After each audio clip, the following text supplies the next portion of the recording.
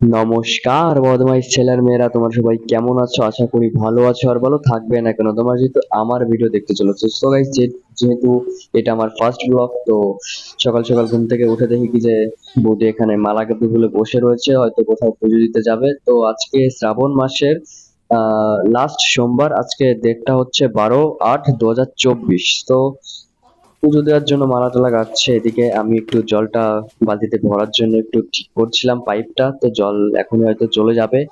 তো আমার মাথায় যে কবে কেউ জল ঢালবে কে জানে।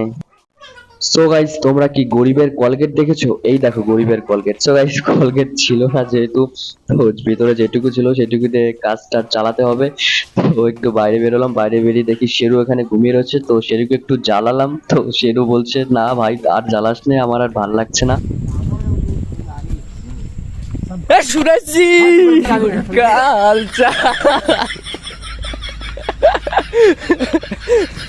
डर के दादू का हाल चाल। दादू कुछ बताई लो, दादू कुछ बताई लो। हम यार लाइन वाले सन 90 के जमाने से सन 90 के जमाना यार। সো সকাল সকাল দুধবালি চলে এসছে, তো দুধবালির সাথে একটু মজা করলাম, যে দুধবালি একটু ঠাকুমা বয়সী।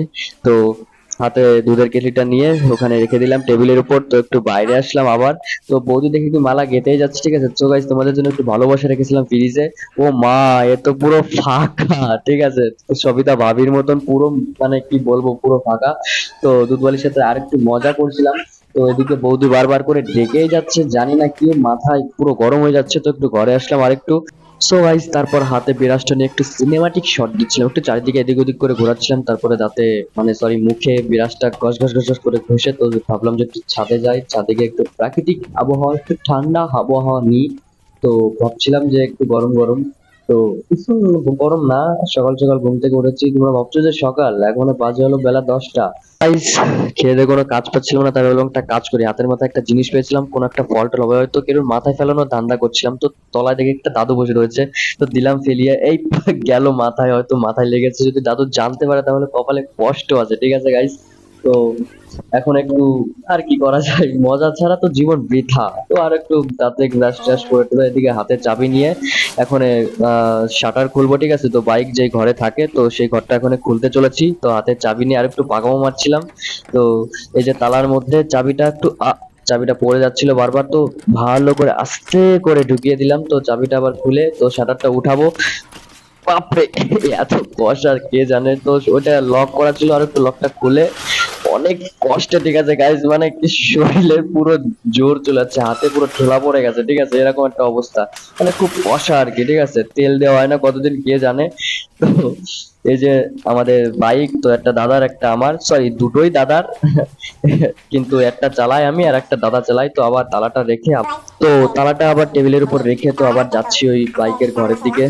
তো এবার বৌদি বলছিল যে বেলপাতা আনতে, তো বেলপাতা আনতে যেতে হবে এখনো 2 কিলোমিটার, মানে 2 কিলোমিটার দূরে যেতে হবে। আশেপাশে কোনো বেল গাছ নেই। তো এখন এবার যেতে হবে। বৌদি আবার বলছিল যে বাবার মাথায় জল ঢালবে, মানে দাদার মাথায় জল না দিলে বাবার মাথায় জল ঢালবে। সত্যি একটা আজব বিষয়। তো এই যে আমার একটা টারজান, এই যে আমার টারজান। আর তোমরা যে পাশে যেটা দেখছো ওটা কিন্তু বাইক না, খবরদার। বাইক তো আমি আমি মানে যেটাই বসে রয়েছি সেটাই হলো একটা বাইক, ঠিক আছে। সো গাইস, শটার উঠাতে গিয়ে, ঠিক আছে, ঘাড়ে এত লেগেছে আর কি বলবো। তো ভাবছিলাম যে এখন যাব। তো মানে আমার কাওয়াসাকি কেসটাকে একটু একটু ট্রেনিং দিচ্ছিলাম, তো ঘাড়ে প্রচন্ড লেগেছিল, ঠিক আছে। তো বৌদি আমাকে 10 টাকা ভিক্ষা দিল, সেফটি পিন আনতে যেতে বলছে। তো আর কি বলবো, এখন যেতে হবে সেই দোকানে। তো এখন বেরিয়ে পড়ছি, ভাবলাম আমি ফোনটা এখানে স্ট্যান্ড দিয়ে বাইকটা চালাবো, কিন্তু ওরকম ভাবে যাবে না, ফোন পড়ে যাবে। তো বেরিয়ে পড়লাম ভুম ভুম করে। সো গাইস, বেরিয়ে পড়লাম রাস্তায় হুড় হুড় হুড় হুড় করে, ঠিক আছে। তো যাচ্ছি এখন বেলপাতা আনতে। এই মিশনটার নাম হচ্ছে মিশন অফ বেলপাতা। তো গাইস, মানে বাইক চালাচ্ছি এক হাত দিয়ে, আর এক হাত দিয়ে ফোন ধরে রয়েছে। এখন ধরো মানে পিছন থেকে একটা লরি এসে যদি উড়িয়ে দিয়ে যায় তাহলে কেমন জিনিসটা হবে, বুঝতে পারছো জিনিসটা। মানে কপালে খুবই কষ্ট হচ্ছে গাইস। সামনে একটা মন্দির আছে, ঠিক আছে। ভেবেছিলাম যে মন্দিরের ওখানে দাঁড়াবো, তো সত্যি সত্যি দাঁড়াচ্ছি সেখানে। তো ভাবলাম যে মন্দিরটা একটু দর্শন করে নি। মন্দিরটা হচ্ছে বজরংবলীর মন্দির। তো এখানে একটু দাঁড়ালাম। किसने चाहा सरजी। তো গাইস, এখানে একটা কুয়ো আছে, ঠিক আছে।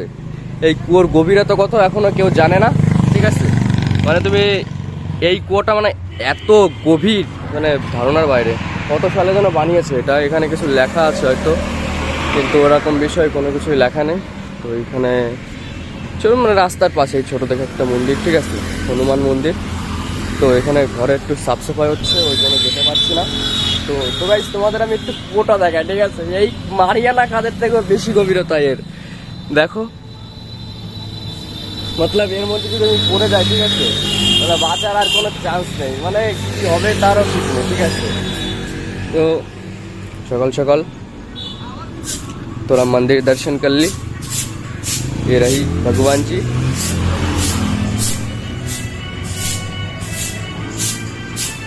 आओ सर जी अंदर चले जाए। তো এই ছোট দেখে একটা মন্দির, ঠিক আছে, কিন্তু মন্দিরটা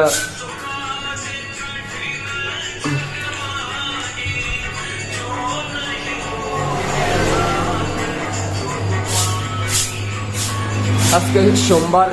তো গাইস মহাদেবেরই আর একটা অবতার, ঠিক আছে, যে হনুমানজি। তো আমি হনুমানজির নমস্কার করে নিলাম, ছোট করে মন থেকে পুজো করে নিলাম। তো আর কি চাই, হনুমানজিকে করা মানে মহাদেবকে করা, ঠিক আছে, সবই এক। এখন কপালে না থাকলে কি করবো বলো গাইস। আসছে বছর আমার হবে। এখন একটু চলি, তো বাই বাই। সো গাইস মন্দির টন্দির দেখা টাকা হয়ে গেছে, এখন বেরিয়ে পড়লাম আবার বেলপাতার উদ্দেশ্যে। তো যাচ্ছি, যেতেই চলেছি। তো তখন একটা কথা বলছিলাম যে কত লোকের গার্লফ্রেন্ড, ঠিক আছে, মানে বয়ফ্রেন্ডের জন্য বাবার মাথায় জল ঢালছে, ঠিক আছে। তো আমার জন্য আর কেউ জল টল ঢালছে না, ঠিক আছে। এই কষ্ট আমি যে কোথায় রাখবো। তো তোমরা গাইস, তোমরা যদি পারো তো আমার জন্য একটু জল টল ঢেলো, ঠিক আছে। শ্রাবণ মাস এখনো যায়নি। তো চলে এসেছি গাইপোড়া মোড়ে, ঠিক আছে। এই যে পাশে একটা দোকান দেখতে পাচ্ছিলে, তো ঠিক করে দেখতে পারলে না হয়তো। তো ওটা একটু প্রতিদিনই যেতাম, ঠিক আছে। তো পৌঁছে গেছি আমি সেই দোকানটাই। क्या हालचाल भैया, कैसे दिख रहा। অবশেষে আমরা চলে এসেছি আমাদের সেই বেলতলায়। তো বেল গাছ দেখছিলাম যে কতগুলো পাতা ছেঁড়া যায়, আর ভাবছিলাম একটা কথাই যে বেল পাতার বদলে যদি নিম পাতা দেওয়া হয় তাহলে কেমন হতো। এইসব কথা মাথায় আসা পাও, ঠিক আছে। তো এইসব তোমরা গাইস জানো করো না, ঠিক আছে। তো আমি বেল পাতা ছিঁড়েই যাচ্ছি, এখনো ছেঁড়া শুরুই করিনি, একটুখানি তো ছিঁড়িনি, ঠিক আছে। তো কেবল একটাই ছিঁড়লাম। তো মানে কি বলবো, আর বেল পাতা ছিঁড়েই যাচ্ছি। অবশেষে গাইস আমাদের মিশন কমপ্লিট হয়ে গেছে। তো অনেকগুলোই বেলপাতা ছিঁড়ে ফেলেছি, তো এখন যাওয়ার পালা। সো গাইস ওখান থেকে বেরিয়ে পড়েছি অনেকক্ষণই আগে, ঠিক আছে। তো ডান দিকে দেখতে পাচ্ছিল সে কমলা কালারের সেই মন্দিরটা। বাইক চালাচ্ছিলাম, আর তখন একটা কথাই মাথায় এসেছিল যে এটা আমার ফার্স্ট ব্লগ, ঠিক আছে। তেমন কোনো অভিজ্ঞতা নেই, কেমন হবে কি না হবে তো জানি না কেমন হবে। যদি তোমাদের সামান্য একটুখানি যদি ভালো লেগে থাকে তো কমেন্ট বক্সে অবশ্যই জানাবে, ঠিক আছে। তো এখন যেতে চলেছি সেই দোকানটায় যেখানে আমি সেফটি পিন কিনবো। বৌদি যে 10 টাকা ভিক্ষা দিয়েছিল সেই সেফটি পিন কিনতে যাচ্ছি। তো দোকানের সামনে চলে এসেছি এখন। তো হাতে সেই সেফটি পিনটা আসতে চলেছে, এই দেখো চলে এসছে। তো দুটো কাজ করতে গিয়েছিলাম, তো দুটো কাজই কমপ্লিট হয়ে গেছে, ঠিক আছে। এখন বাড়ির যাওয়ার পালা। আর বাড়ি গিয়ে এখন আর কোনো তেমন একটা কাজ নেই, ঠিক আছে। তো বাইকের মধ্যে চাবিটা আস্তে করে ঢুকিয়ে দিয়ে, ঠিক আছে, আর পকেটের মধ্যে আস্তে করে সেফটি পিনটা পকেটে পুরে দিয়ে। সো ফাইনালি আমার হাতে সেই বেলপাতা চলে এসেছে। আর এখন সেই বৌদি মালা গাচ্ছিল সেখানে বেলপাতাটা রেখে, আর পাশে সেফটি পিনটা ছিল সেটাও ভালো জায়গায় রেখে। তো বৌদি খুবই খুশি যে মালা গাঁথবে, এখন বৌদি শাড়ি টাড়ি পরবে আর কি, ঠিক আছে। তো এখন একটু বাইরে বেরোচ্ছিলাম, তো ভাবলাম যে দাদুর সাথে একটু কথা বলি, দাদু কোথায় একটু খুঁজছিলাম। তো দাদুকে একটা কথা বলছিলাম যে সুরেশজি এসেছিল, ঠিক আছে। সুরেশজিকে একটা ভয় দিয়েছি, সুরেশজি দেখে টেকে চলে গেছে, ঠিক আছে। তো তো জানি না কি হচ্ছে, কথা বলতে পারছি না কেন। তো দাদুর পাশে একটু বসে একটু গল্প করছিলাম, ঠিক আছে। দাদুর কাছে শুনছিলাম যে দাদু তোমার কটা বিচি, ঠিক আছে। দাদু বলছিল যে না রে ভাই একটাও নেই, কি যে কষ্টে আছি রে বলা যাচ্ছে না। কিছু মনে করে না, উল্টো পাল্টা কথা বলে দিচ্ছি। তো দাদুর কাছে শুনছিলাম যে দাদু তুমি এখানে কত বছর ধরে আছো। দাদু বললো যে ছোটবেলা থেকে আসি, আমার বাপ দাদা মানে যবে থেকে ছিল তবে থেকেই আছে, মানে কমসে কম 1-150 বছর তো হয়েই গেছে, ঠিক আছে। তো দাদুর কাছে শুনছিলাম যে দাদু তোমার বাড়ি কোথায়। দাদু বলছিল যে ওইদিকে বাড়ি আর কি, ঠিক আছে। মানে দাদুটা দেখো, ঠিক আছে, পুরো গান্ধীর মতন দেখতে, দেখো মানে মানে গান্ধী আর এই দাদুর কোনো মানে ফারাক নাই, ঠিক আছে, মানে পুরো গান্ধীর মতন, ঠিক আছে।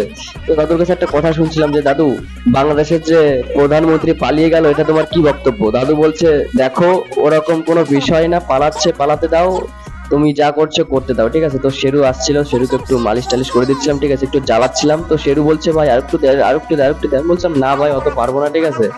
তো বাইকটা ওখানে ছিল, দাদুর এই যে কেটিএম ডিউক, ঠিক আছে, 360 কেটিএম ডিউক। তোকে আমি একটা গান গাচ্ছিলাম, ঠিক আছে, তোকে রডি বসিয়ে বেল বাজাবো, ঠিক আছে, এই গানটা গাচ্ছিলাম আমি, ঠিক আছে। গানটা একটু পুরো ভালোভাবে গাই আমি। তোকে রডে বসিয়ে বেল বাজাবো, তারপরে আর মনে নেই, শুধু এটুকু মনে আছে, আইসা জনি চড়বি আমার হিরো সাইকেলে, ঠিক আছে। গান টান ঠিক করে জানি না, ঠিক আছে। দেখো দুই বন্ধু কত সুন্দরভাবে কথা বলছে, মানে কি বলবো ভাই ভাই। এই দেখো গাইস কি হচ্ছে, দাদা বৌদিকে শাড়ি পরিয়ে দিচ্ছে, ঠিক আছে। তো গাইস এই জিনিসটা দেখতেও ভাগ্য লাগে, ঠিক আছে, করতেও ভাগ্য লাগে। তো গাইস দাদা শাড়ি পরাতে থাকুক আর তোমরা দেখতে থাকো। তো গাইস আজকের ভিডিওটি এই পর্যন্তই। ভিডিওটি ভালো লাগলে লাইক কমেন্ট শেয়ার করতে একদমই ভুলবেন না।